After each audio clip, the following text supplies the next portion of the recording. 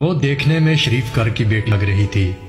میرے قریب ہو کر بولی، چلو گے صاحب؟ میں نے پوچھا، کتنے پیسے لوگی؟ کہنے لگی، آپ کتنے پیسے دیں گے؟ میں نے اس کی گہری نیلی آنکھوں میں جھانک کر دیکھا اور کہا، آؤ گاڑی میں بیٹھو۔ وہ گاڑی میں بیٹھی اور ڈرتے ہوئے بولی، کتنے آدمی ہو؟ میں نے مسکرا کر کہا، میں اکیلا ہی ہوں۔ وہ کچھ دیر خاموش بیٹھی رہی، پھر بولی، آپ مجھے سگریٹ سے جلاؤ گے تو نہیں؟ میں نے مسکرا کر کہا، بالکل بھی نہیں۔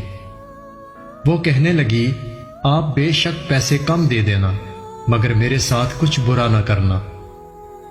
وہ بہت خوبصورت تھی اور اس کی معصومیت اس کی باتوں سے ٹپک رہی تھی، مگر پتہ نہیں کیا مجبوری تھی کہ وہ جسم بیچنے پر مجبور تھی۔ میں نے پوچھا، کھانا کھایا ہے؟ کہنے لگی، نہیں۔ میں نے ایک ہوٹل کے سامنے گاڑی روکی، کھانا پیک کروایا اور گاڑی میں بیٹھ کر آفس کی طرف چل دیا۔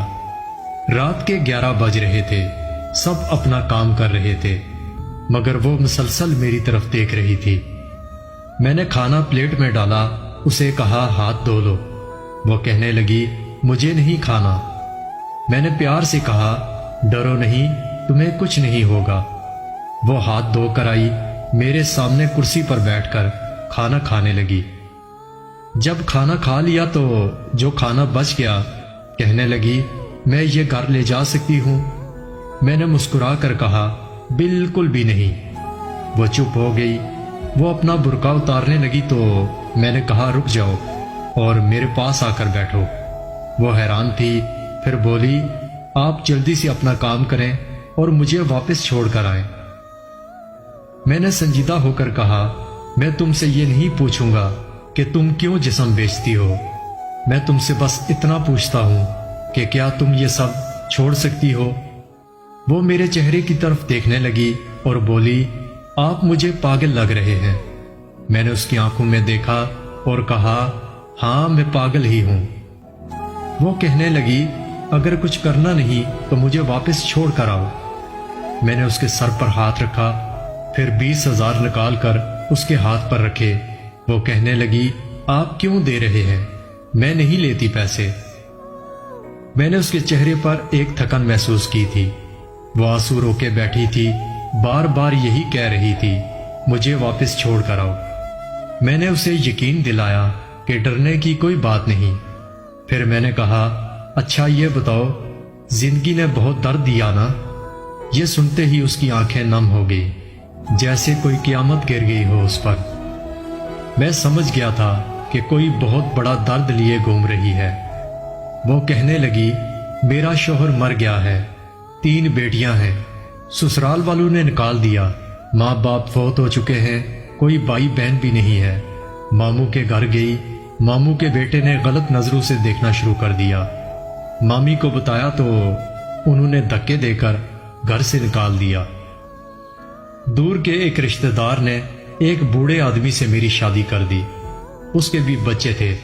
اس کے بچوں نے مجھے بہت ذلیل کیا، پھر وہ شوہر بھی فوت ہو گیا۔ میں بیٹیوں کو لیے در بدر بھٹکنے لگی، نہ چھت تھی نہ روٹی تھی، بھوک کی وجہ سے سڑک پر کھڑی تھی۔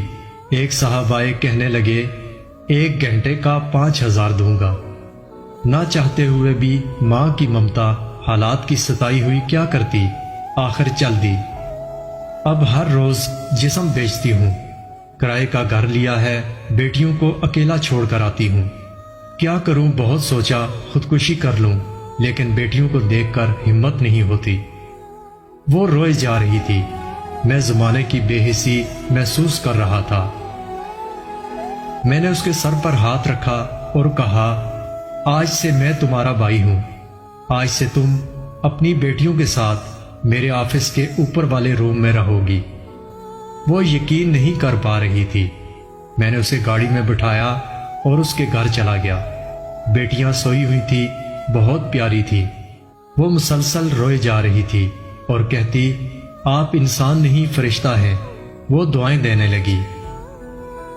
میں انہیں آفس لے آیا۔ میں نے کہا، اب تم سو جاؤ۔ میں اپنے آفس روم میں گیا، میرے سامنے سے وہ چہرہ گزرا جو ایک لڑکی اپنے شوہر سے جھگڑا کر رہی تھی، اسے کہہ رہی تھی مجھے طلاق دو، تمہیں میری قدر نہیں۔ وہ اپنا گھر جلا رہی تھی۔ اپنی بیوقوفی کی وجہ سے اسے کیا پتا زمانے کی تلخیاں کیا ہوتی ہیں۔ طلاق لینا آسان ہے، اس کے بعد جینا موت ہے۔